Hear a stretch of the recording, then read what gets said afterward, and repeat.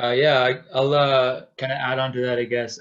So for me, the work-life balance again, I was fortunate enough that being from Vancouver, I have a pretty good support network here.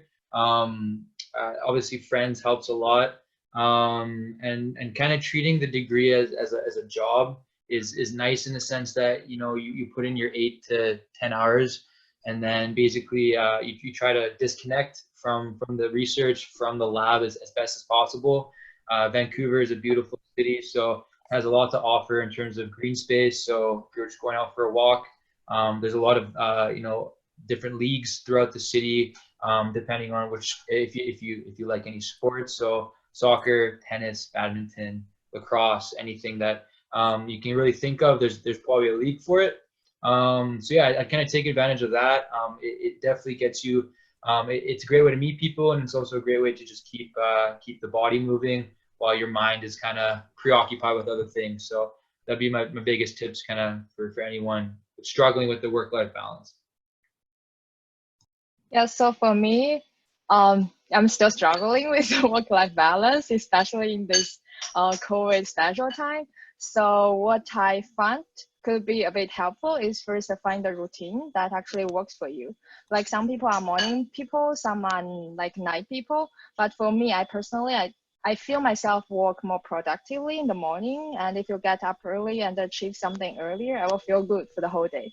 So I think that's a part that's important. And second is make a goal for the day, because I think like in research, it's very easy for us just to continue working because it's a process and it's not that easy to finish. So I think it's important to set a goal every day and saying, okay, as long as I achieve my goal today, then it's enough. Like you don't need to work 24 hours every day. Yeah, and another thing before quarantine is the same as what Thomas just mentioned. It's like I try to go out every week for once at least with my friends, like to talk about something not research related and to feel that you have research in your life. That's amazing, but you also have some friends and they have their own life. You can exchange what's going on in each other's life and have some time like away from research. I think that also helps me like to re-energize and to recharge and then continue with the work next week. Yeah.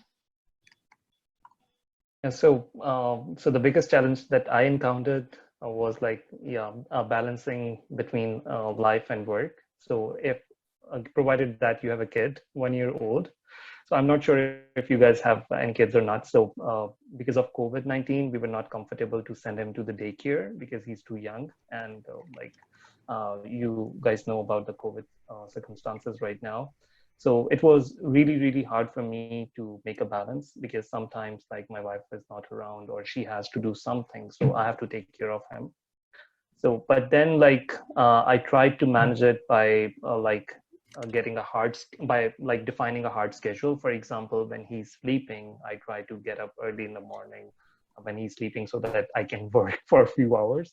And then like I can take a break for some time and then I resume again. And especially I sometimes I work at night as well. So, I mean, you have to find some good time period to work on.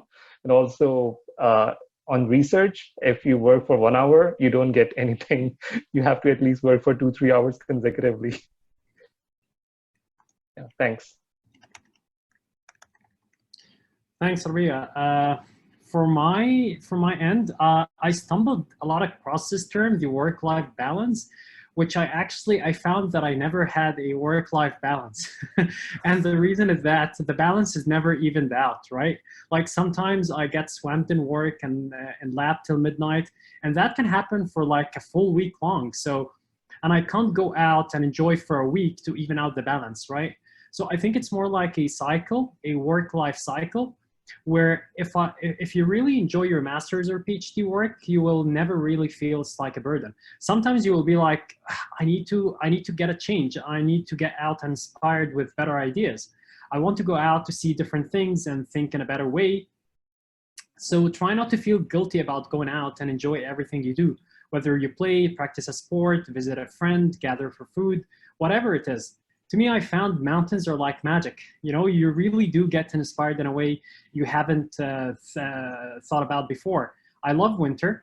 It can be gloomy and rainy in Vancouver most of the winter, but if you go up north, that's where all the snow is. You can ski, snowboard, snowmobile, whatever. It's most importantly that you can see sun and enjoy while it's raining down here in Vancouver. I have a picture in Revelstoke Mountain, which I hope I could share. I was skiing literally above the clouds. So while riding the chair, it's gloomy and dark, but up at the summit, it's sunny like a summer day. So make sure you go out and find these summer days in the winter and enjoy. And there are also like some resources like UBC has a lot of different clubs like the Varsity Outdoor Club, where they organize events, outdoor events in specific. And also there are other clubs in Vancouver like the British Columbia Mountaineering Club. Just make sure like you reach out to the folks in these clubs and join their trips. It's very rewarding, and it will definitely help you overcome the hard times throughout your program.